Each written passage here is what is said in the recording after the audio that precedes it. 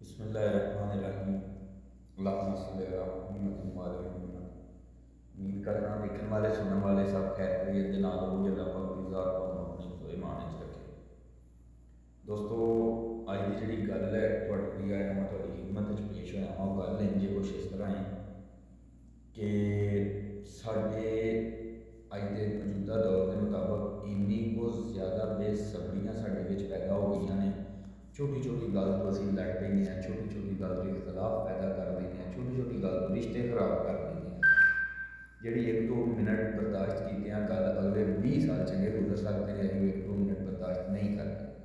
तो रिश्ते किंज बचाए जाते हैं, रिश्तों को किंज निभाया जाता है। मैं जे छोटा जिहा वाकिया है, कोई सी ना बीबी तो वो ना अपने शाम पई रोटी पकाई, उन्हें रोटी पकाई तो एक जड़ा अपना मंजी के उत्ते वह मुंडा बैग रोटी खान लग गया, तो एक मंजी के उत्ते वह बंदा बैग रोटी खान लग गया।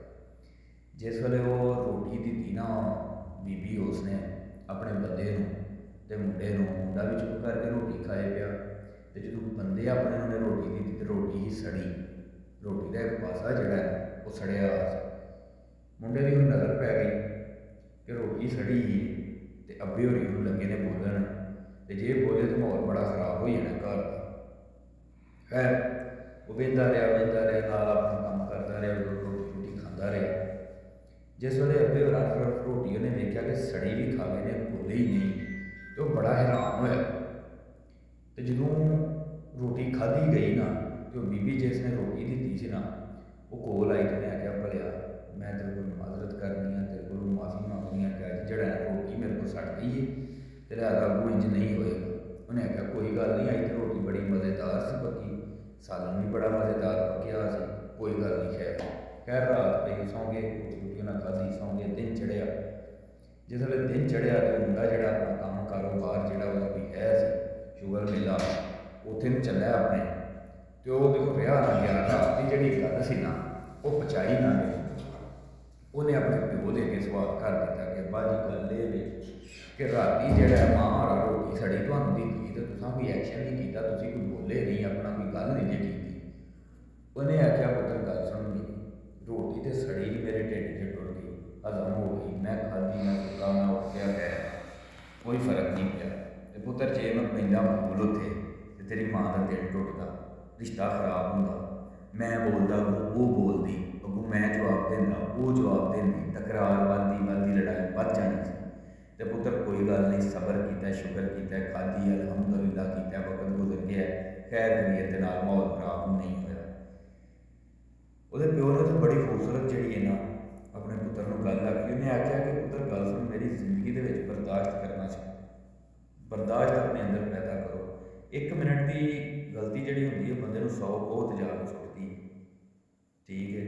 जिस वे इंसान गुस्से के होंगे ना, उन्होंने बिल्कुल भी पता नहीं होंगे कि मैं की कर दिया या मेरे को की होन दिया।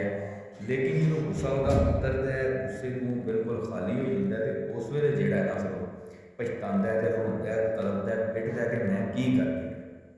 लिहाजा दोस्तों जिंदगी के जोड़ा ना नज़रअंदाज करना सीखो, बर्दाश्त करना सीखो, क्योंकि एक मिनट का जोड़ा गुस्सा होंगे ना, अगर तुम उन्होंने बर्दाश्त कर लोगे ना, तो बल्ला बाखुदा तुहाडी जिंदगी आसान हो जाएगी। किसी मासूम का फरमान है, मैनू याद नहीं, मैं ना नहीं मैंशन करना चाहता, लेकिन मासूम का फरमान है कि जो तुहानूं गुस्सा आए ना, तो उदों जाके ना किल जोड़ा ना किसी दरख्त के ठोको तो वापस आइए, फिर तुहानूं गुस्सा आए तो जाओ। तो जो तुहाडा गुस्सा बिल्कुल ठंडा हो जाए तो जाओ जाके किल कट लियाओ, लेकिन दरख्त के निशान बाकी रह जाएंगे। इंज जो दोस्तों ही गुस्से के किसी की दिल आजारी करते हैं, किसी को कोई तलकीन या मेना ताना दे देते हैं ना, तो दिल से जख्म होता है, ठीक है। तो लिहाजा जिंदगी जो ना बर्दाश्त करना सीखो, कुछ भी नहीं होता, ठीक है।